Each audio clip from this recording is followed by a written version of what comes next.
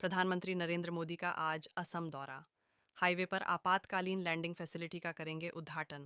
Rafale और सुकई लड़ाकू विमानों का होगा विशेष एरियल डेमो।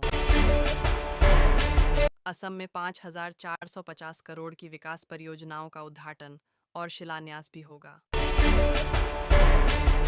गुवाहाटी में पीएम मोदी देंगे सौगात। भास्कर वर्मा सेतु का भी करेंगे लोकार्पण। पीएम मोदी ने तारिक रहमान से की फोन पर बातचीत। बांग्लादेश में ऐतिहासिक जीत पर तारिक रहमान को दी गई बधाई। बांग्लादेश के लोगों की उम्मीदों का उनको पूरा करने की कोशिशों का दिया समर्थन। बांग्लादेश में बीएनपी की प्रचंड जीत के बाद आज हो सकती है तारीख की ताजपशी।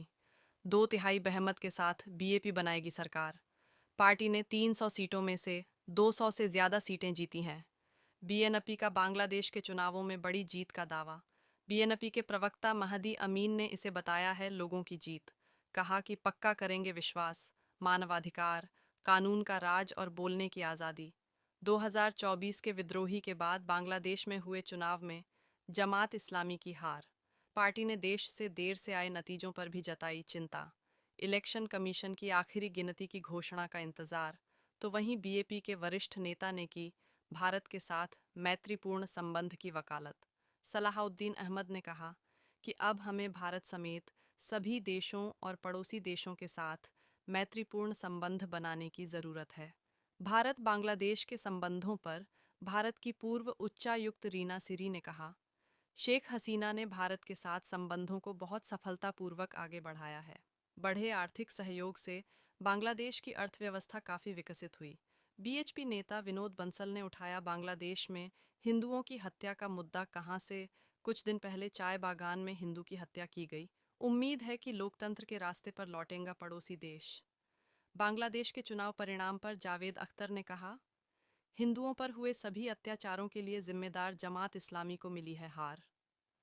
इसका मतलब सांप्रदायिक भेदभाव को स्वीकार नहीं करती बांग्लादेश की अधिकांश आबादी। बांग्लादेश आम चुनाव के नतीजों पर बोले कांग्रेस नेता सुप्रिया भगत। बीएमपी को जीत पर बधाई। बांग्लादेश के अल्पसंख्यकों की सुरक्षा की जानी चाहिए सुनिश्चित। भारत और बांग्लादेश बॉर्डर पर जमात इस्लामी ने जीती कुछ सीटें।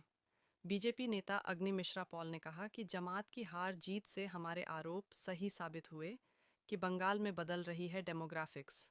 अमित शाह का आज पुडुचेरी द्वारा। विधानसभा चुनाव को लेकर बूथ विजय अभियान की करेंगे शुरुआत। बीजेपी पदाधिकारियों के साथ करेंगे बैठक। एक जनसभा को भी करेंगे संबोधित। बदल गया प्रधानमंत्री कार्यालय का पता। पीएम मोदी ने सेवा तीर्थ और कर्तव्य भवन का किया उद्घाटन। महिलाओं, युवाओं और कमजोर नागरिकों के लिए अहम फैसलों पर लगाए मुहार। सेवा तीर्थ के उद्घाटन पर प्रधानमंत्री नरेंद्र मोदी ने कहा कि यह भवन याद दिलाएगा कि शासन का अर्थ सेवा है।